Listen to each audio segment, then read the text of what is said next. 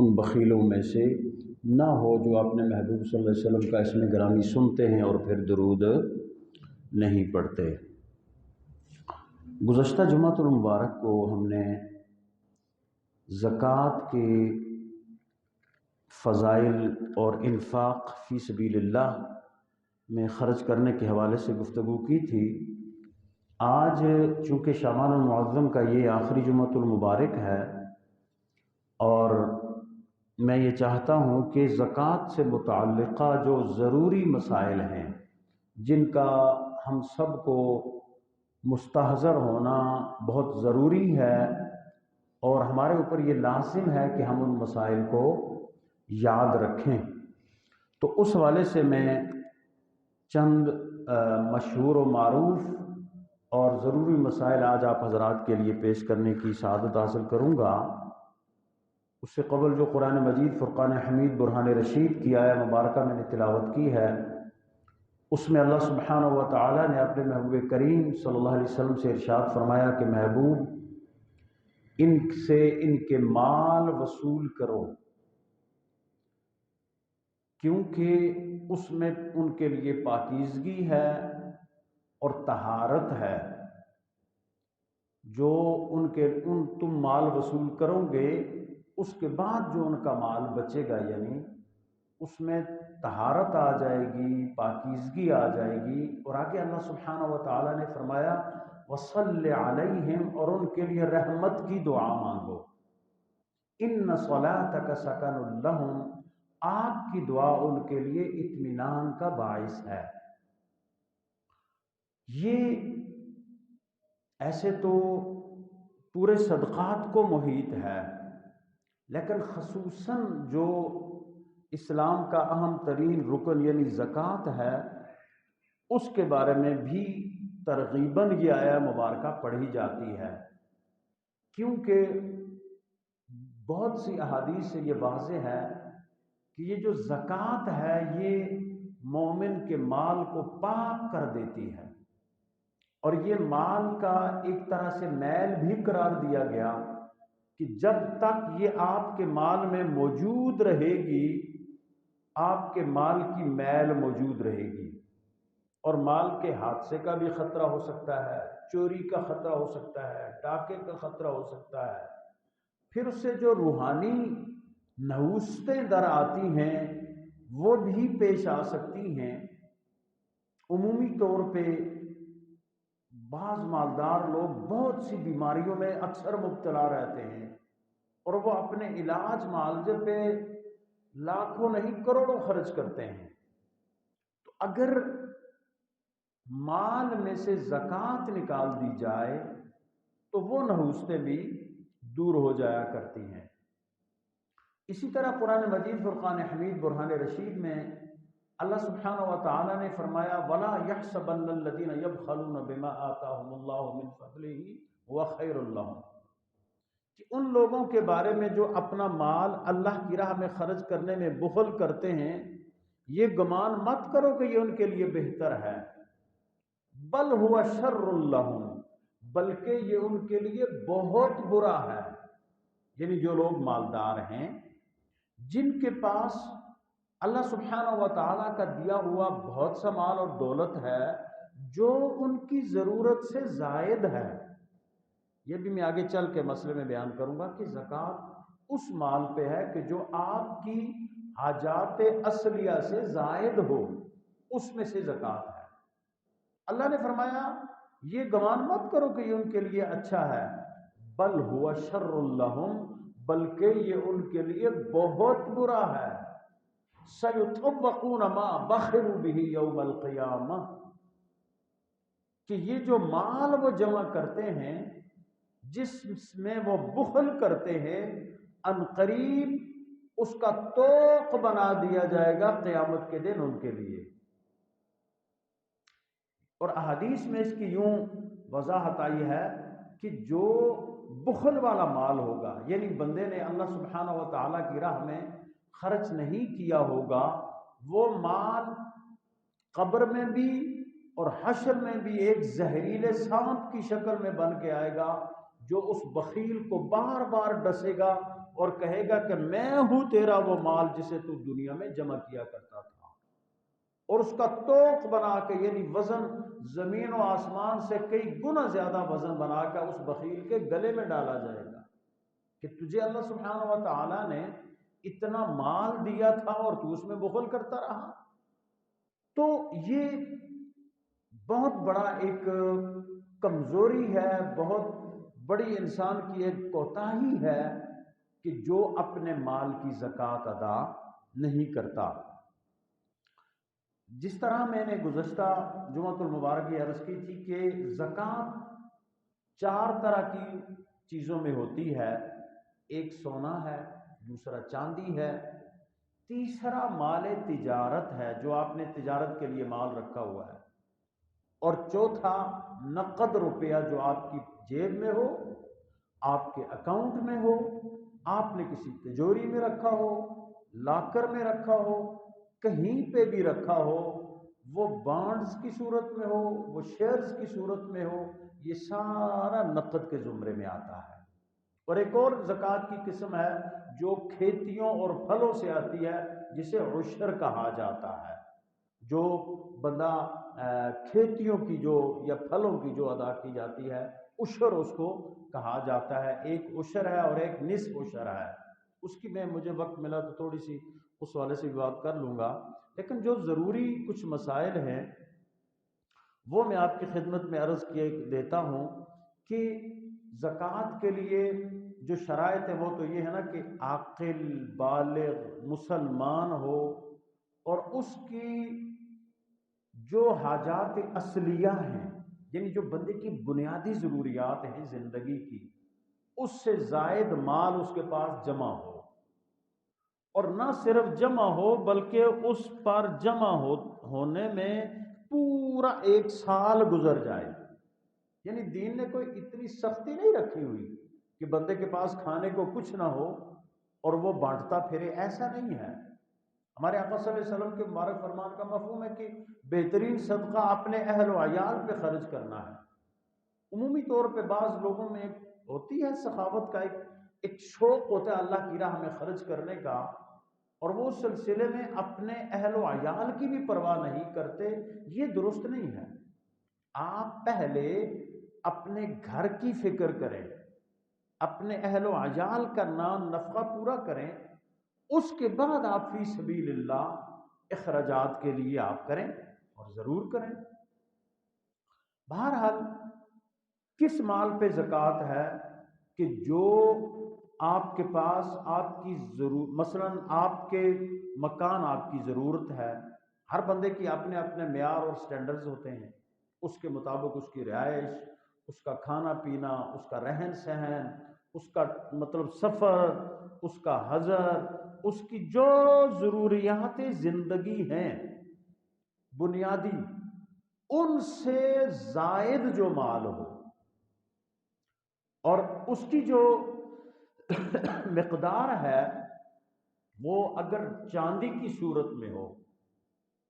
تو وہ 52.5 تولے چاندی ہے، چونکہ جو اصل زر ہے وہ سونا اور چاندی ہیں۔ باقی جو نوٹ ہیں، باقی جو سکے ہیں، ہاں سونے کے سکے ہوں، چاندی کے سکے ہوں، باقی جو دوسرے گورنمنٹ کے جاری کردہ یہ ایک طرح کی ضمانت ہے۔ مثلا کسی بندے کے پاس 1 لاکھ روپیہ ہے کہ نوٹ ہیں، تو اس کا مطلب یہ ہوا کہ اس بندے کے پاس اتنا سونا خریدنے کی سکت موجود ہے۔ یہ جو ملکوں کی معیشت ہوتی ہے نا کہ فلاں ملک کی معیشت بہت اوپر چلی گئی، فلاں ملک کی معیشت بیٹھ گئی، یہ ایسا نہیں ہوتا کہ مثلا ہم ایک دور میں سوچا کرتے تھے کہ یار گورنمنٹ کو کیا مسئلہ ہے، وہ نوٹ چھاپتی رہے اور لوگوں کو دیتی رہے، تو یہ تو کوئی ایسی بات تو نہیں ہے، ایک مشین ہی تو لگانی ہے۔ تو ایسا نہیں ہے،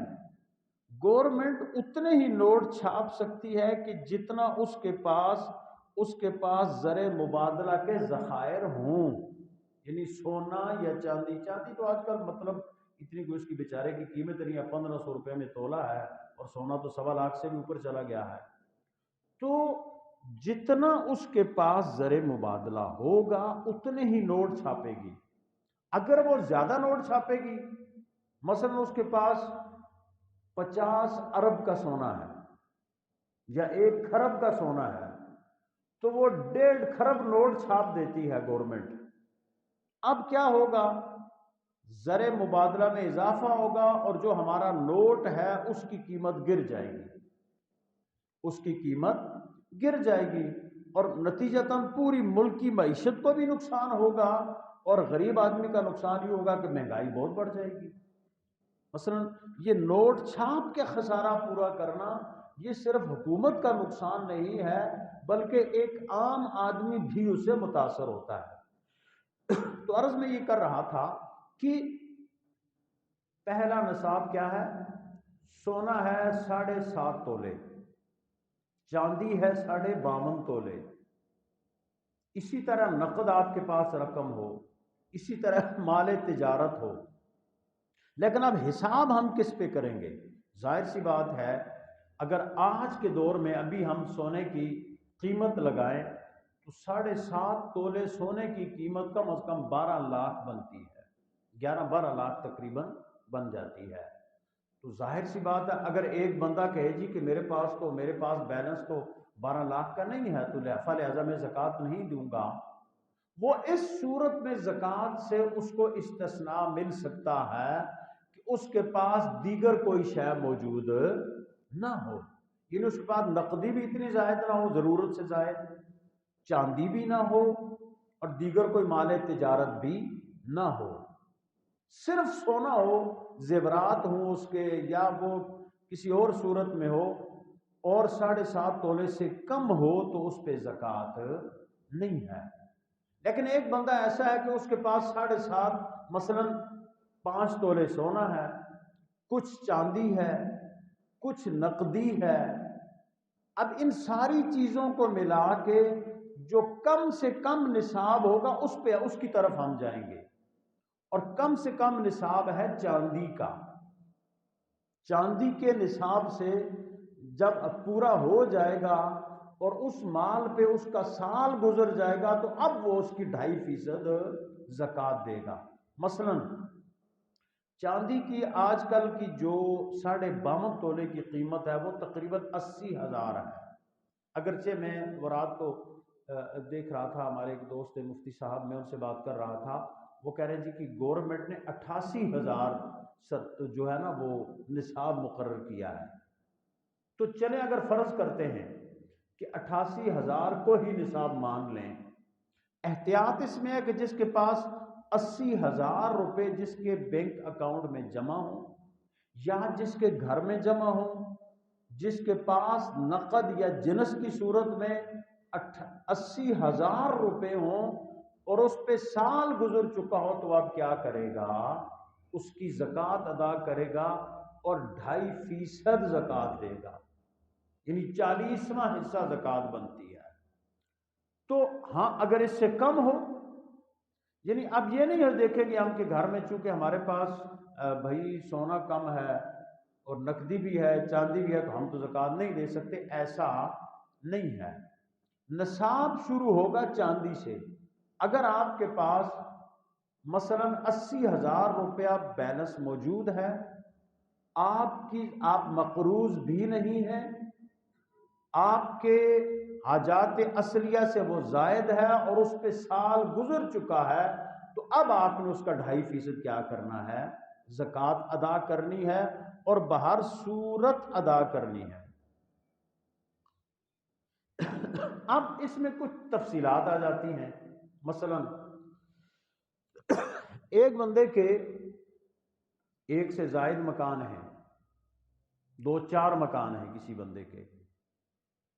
تو یاد رکھیں اس میں بھی تفصیل ہے۔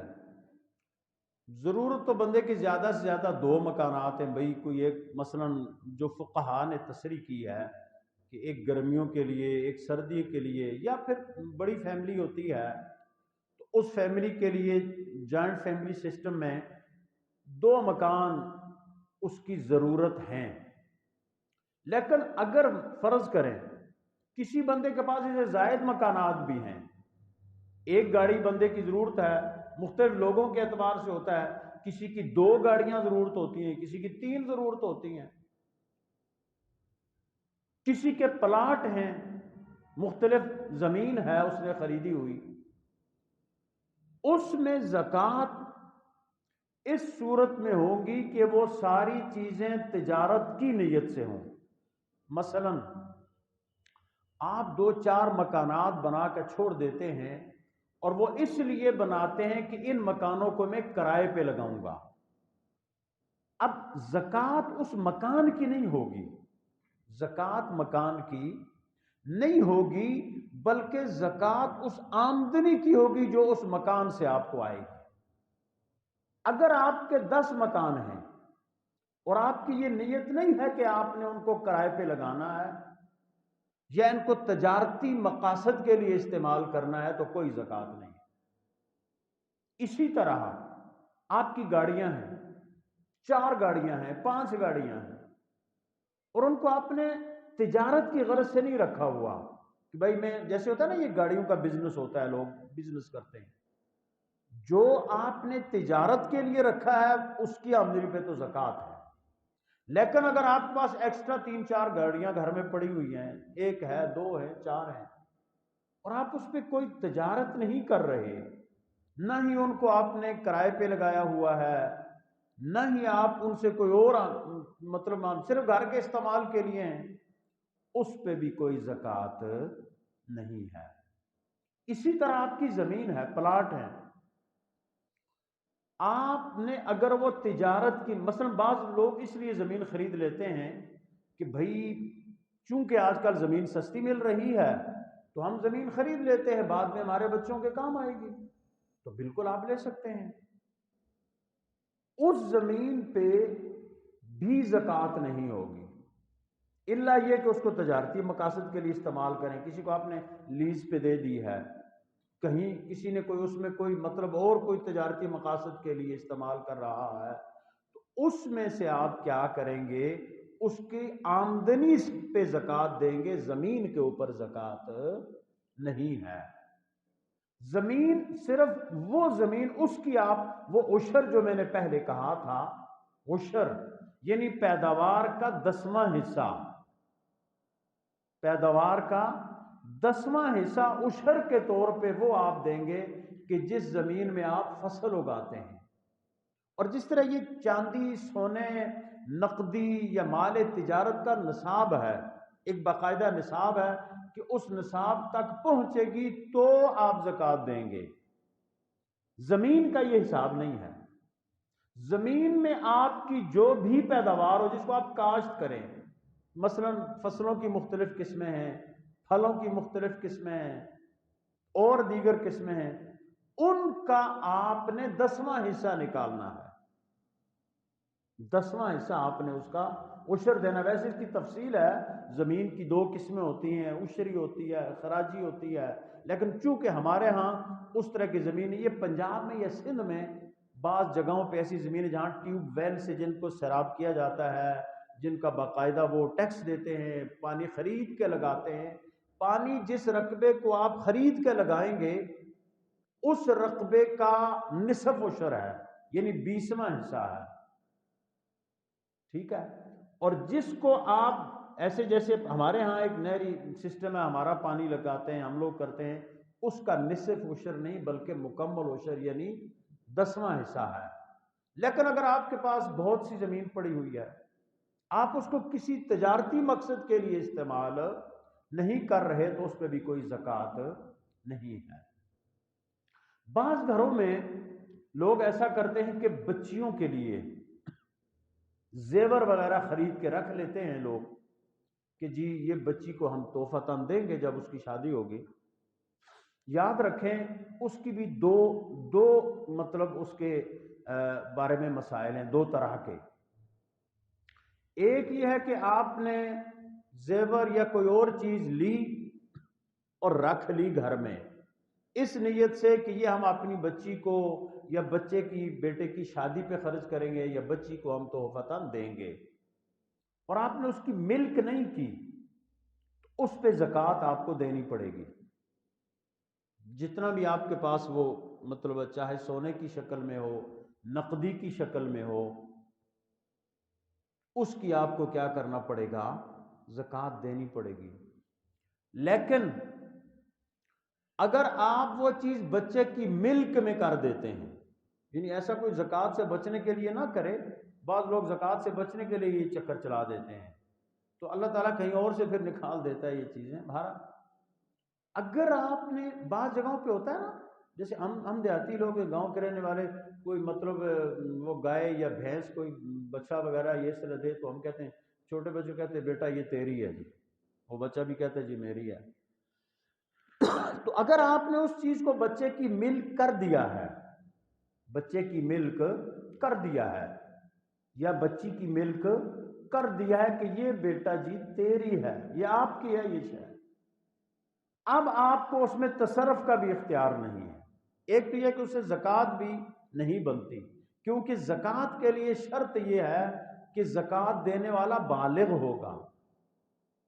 تو آپ نے چونکہ وہ چیز بچے کو گفٹ کر دی ہے، دے دی ہے، تو بچہ یا بچی جو ہے وہ ابھی نابالغ ہیں،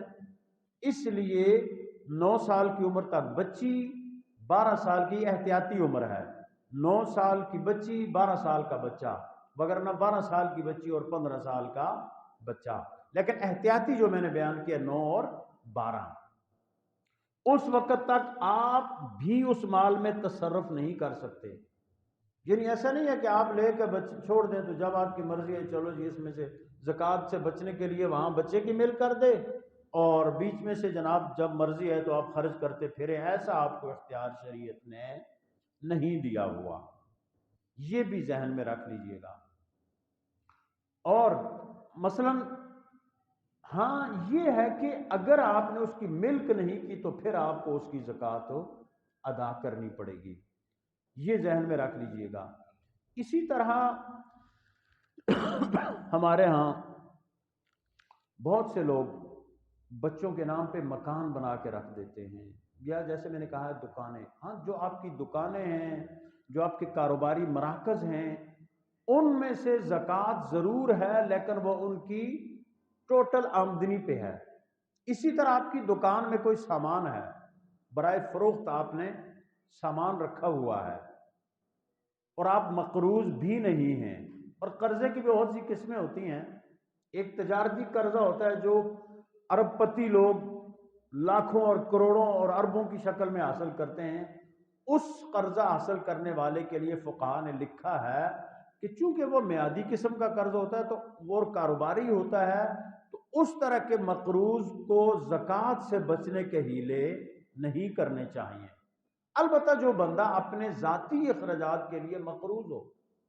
اپنی ضروریات زندگی کے لیے مقروض ہو اور اس کے پاس استطاعت نہ ہو، اس کے لیے زکوٰۃ کو لازم نہیں کیا گیا۔ اب اس میں ایک شرط جو میں نے جیسا کہا کہ عمومی طور پہ ہمارے یہاں لوگ رمضان میں زکوٰۃ ادا کرتے ہیں، لیکن یاد رکھیں رمضان زکوٰۃ نکالنے کے لیے شرط نہیں ہے، کیونکہ زکوٰۃ کے لیے شرط یہ ہے کہ آپ کا جو مال ہے اس پر 1 سال گزر جائے۔ مثلاً آپ ایک مہینہ مثلاً سال کا مہینہ ہے محرم الحرام، محرم کا مہینہ ہے، یہ آج کا لے لیں شعبان کا مہینہ ہے، شعبان کے مہینے میں آپ کی ضروریات سے زائد آپ کے پاس 80,000 روپے آپ کے اکاؤنٹ میں جمع تھے، اور جب آئندہ سال شعبان آیا تو آپ کی باقی ضروریات پوری کر کے آپ کے اکاؤنٹ میں وہ 80,000 روپیہ موجود ہے، چاہے جہاں بھی ہو، اکاؤنٹ سے مراد یہ کہ آپ کی پاکٹ میں ہو، آپ کی تجوری میں ہو، کہیں پہ بھی ہو، آپ کو اس سے زکوٰۃ ادا کرنی ہوگی، چاہے بیچ میں کسی وقت یہ پیسہ کم بھی ہو جائے۔ مثلا آپ کے پاس 80,000 روپیہ پڑا ہوا ہے، بیچ میں آپ کو کسی وقت کوئی ضرورت پڑی، آپ نے اس میں سے 10,000 روپے کے خرچ کر دیے، پھر جب سال پورا ہوا تو 10,000 اس اکاؤنٹ میں آپ نے مزید ڈال دیے تھے، آپ صاحب نصاب ہیں، وہ بیچ کا جو نصاب ٹوٹے گا اس کا کوئی اعتبار نہیں ہے۔ اور چونکہ لوگوں نے ایک ذہن بنایا ہوا کہ چونکہ رمضان میں ظاہر سی بات ہم لوگ شارٹ کٹ کے قائل ہیں، تو ہم کہتے ہیں چلو یار رمضان میں چونکہ 1 کا 70 ملتا ہے تو لہذا رمضان میں ہی خرچ کریں، اب یہ تصور بھی دیکھیں، بندے کی ضرورت، ایک بندہ آج بھوکا مر رہا ہے محرم میں، ایک بندے کو ضرورت ہے کہ یار اس کے گھر آٹا نہیں ہے، راشن نہیں ہے، اس کو کوئی ایمرجنسی کوئی چیز ضرورت ہے. مثلا کل وہ مجھے ایک صاحب نے، دوست نے مسئلہ پوچھا کہ بھائی وہ جو مثلا میرے پاس زکوٰۃ کے پیسے دیتا تو میں رمضان میں ہوں، تو وہ کوئی ایک مطلب جو ضرورت مند ہے جس کو میں دینا چاہتا ہوں، وہ ابھی اس کو بہت شدید ضرورت ہے، ابھی اس کو بہت شدید ضرورت ہے، تو میں نے وہ اکاؤنٹ والے پیسے بھی نہیں، میرے میں اپنے پاکٹ والے پیسے بھیج سکتا ہوں؟ تو میں نے کہا اس میں کیا حرج ہے بھیا، آپ بالکل بھیجو، اور ظاہر سی بات ہے ایک بندے کو جب ضرورت ہے تو بھیجو. تو رمضان میں وہ فارسی والے میں کہا ہے نا کسی نے، ہر شب قدر است اگر قدر دانی، اگر آپ علاوہ رمضان کے بھی خرچ کریں گے نا تو اللہ تعالیٰ تو اس پہ قادر ہے نا کہ آپ کو رمضان سے بھی کئی گنا زیادہ ثواب دے دے. تو دیکھنا یہ ہے کہ اگلے کی ضرورت کیا ہے، لیکن زکوٰۃ کے لیے جو شرط ہے وہ یہ ہے کہ آپ کے مال پہ ایک سال گزر جائے، تب پھر جا کے آپ اس میں سے زکوٰۃ ادا کر سکتے ہیں. اچھا جی، اسی طرح یہ قرضے کی ایک جو صورت ہوتی ہے وہ یہ ہوتی ہے کہ مثلا کسی بندے نے، ویسے تو میں سود کی برائی بہت زیادہ بیان کر چکا کہ سود کتنی بری اور کتنی غلیظ چیز ہے، یہ سود کا لینا اور سود کا دینا، یہ بہت یہ انتہائی بڑا گناہ ہے، اور اس کی اتنی قباحت ہے کہ اس کی اتنی نحوست ہے کہ جس کا ہم تصور بھی نہیں کر سکتے. لیکن کچھ لوگ قرض لے لیتے ہیں، اور کچھ دینے والے بھی بدنصیب ایسے ہوتے ہیں کہ وہ سود پہ لوگوں کو قرضے دیتے ہیں،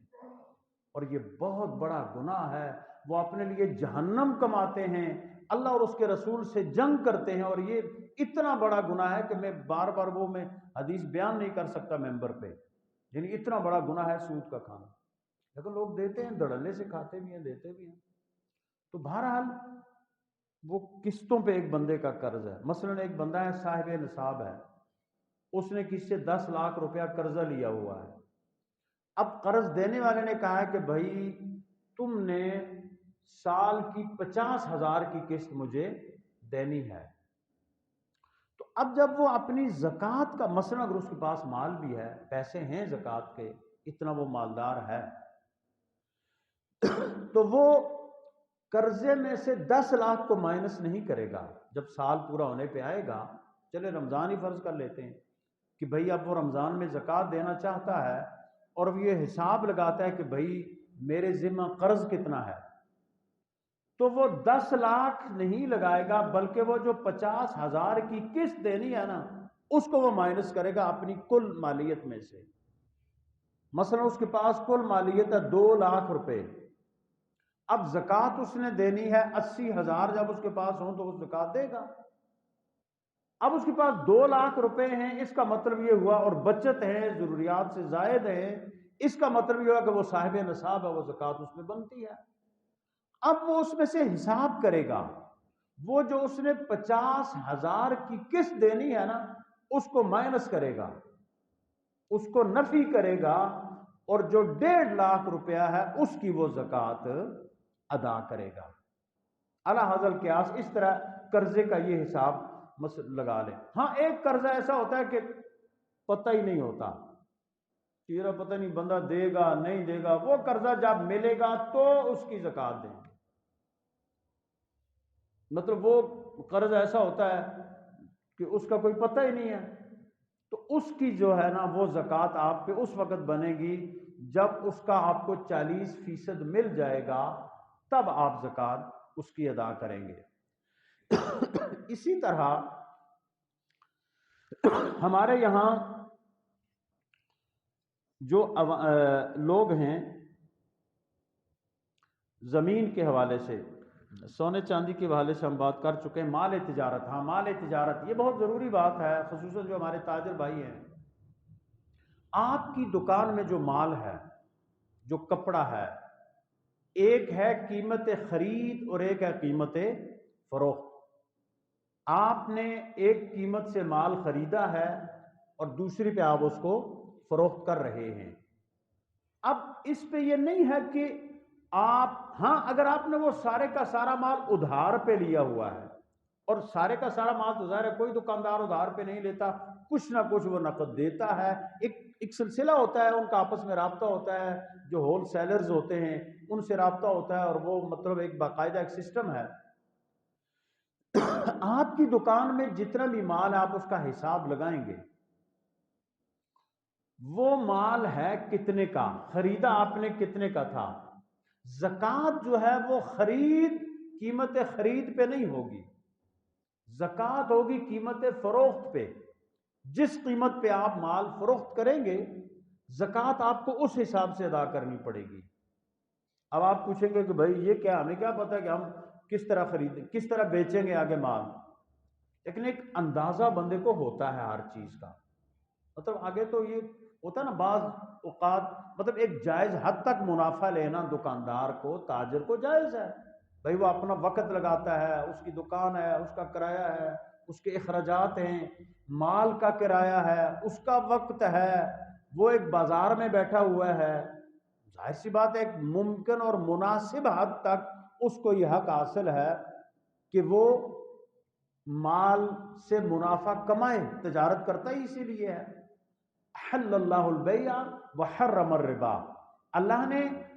بیع کو، بیچنے کو جائز کیا ہے، حلال کیا، اور سود کو حرام کیا ہوا ہے، تو آپ جائز منافع لے سکتے ہیں،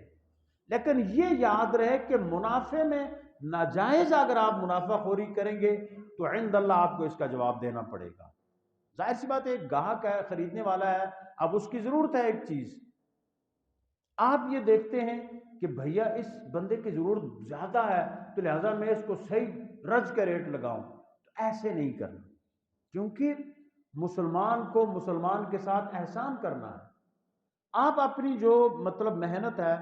آپ اپنی دکان کا مال کیلکولیٹ کر لیں، اس کا حساب کتاب کر لیں، آپ کو ایک اندازہ ہو جائے گا کہ بھائی میری دکان میں اتنے کا مال ہے، اور اس کو میں اگر سارے کو فروخت کروں تو اتنے کی قیمت ہے۔ اب آپ کے پاس آپ کا وہ مال آپ کی حاجت اصلیہ سے زائد ہے، آپ اس پہ کوئی حقیقی مقروض بھی نہیں ہے، تو آپ نے اس کی جو زکوٰۃ ادا کرنی ہے وہ اس کی فروخت کے اعتبار سے ادا کرنی ہے، خرید کے اعتبار سے نہیں کرنی۔ مثلا آپ نے ایک چیز 1,00,000 کی خریدی ہے، اس کو آپ 1,10,000 میں بیچیں گے،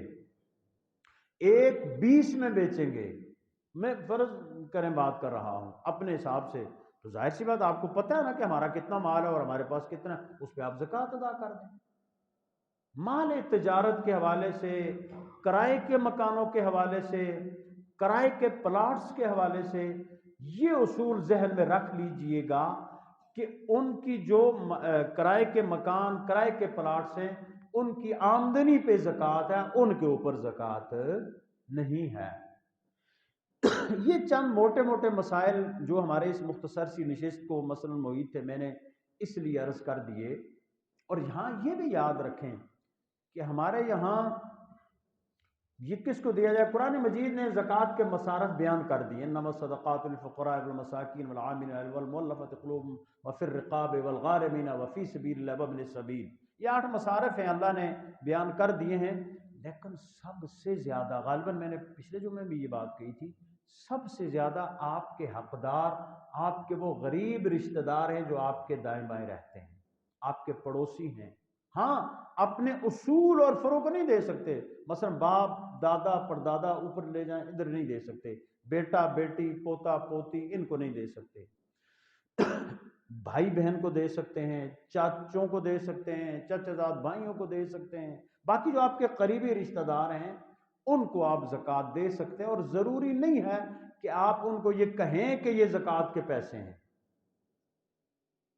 دکھائیں کہ نہیں، آپ ان کو گفٹ کے، اپنی نیت آپ کو کرنی پڑے گی۔ مثلا ایک بندے کے پاس قرضہ ہوتا ہے نا، یہ تھوڑا ذہن میں رکھ لیں کہ کسی کے ذمہ، مثلا میرے ذمہ کسی کا قرض ہے جی آپ میں سے، آپ کو پتہ ہے جی مولوی صاحب نے کہ دینا نہ تقریر نہیں کرنی خالی،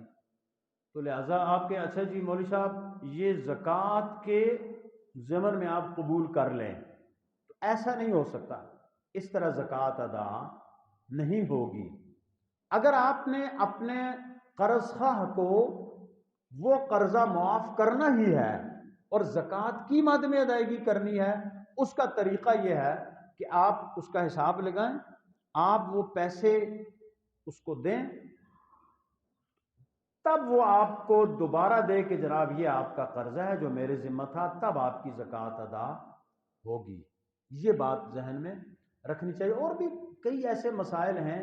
کہ جو ظاہر سی بات ہے اس مختصر وقت میں احاطہ نہیں ہو سکتا، لیکن کچھ مسائل ترغیباً میں نے، اس لیے کہ رمضان کا مہینہ آ رہا ہے اور زیادہ تر لوگ، اور کچھ لوگ تو نکالتے بھی نہیں ہیں۔ میں نے پچھلے جمعے میں یہ جو مسئلہ جب بیان کیا تھا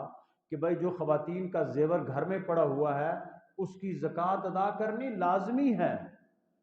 خواتین بعض کہتے ہیں جی کہ ہم نے کون سا کمانا ہے جی، وہ پھر بیچارے میاں ہی کو بیچارے کو مجبور کرتی ہیں کہ دے ان پیسے، اس کو دینے پڑتے، اب نہ دے گا تو جائے گا کہاں؟ تو یہ جو مرضی ہے کریں، چاہے میاں سے دلوائیں چاہے خود دیں۔ 7.5 تولے اگر آپ کا سونے کا زیور ہے تو آپ نے ہر حال میں دینا ہوگا۔ ہاں اس کا 40واں حصہ جب دیں گی تو وہ مثلا اس سے کم ہو جائے گا، اگر آپ جنس کی صورت میں دیں گی تو وہ کم ہو جائے گا، پھر آٹومیٹکلی آپ پہ زکوٰۃ نہیں آئے گی۔ ہاں آپ کہتی کہ نہیں یہ تو سیٹ خراب ہوگا بھیا، نہیں دیں گے تو آپ اس کی قیمت دیں،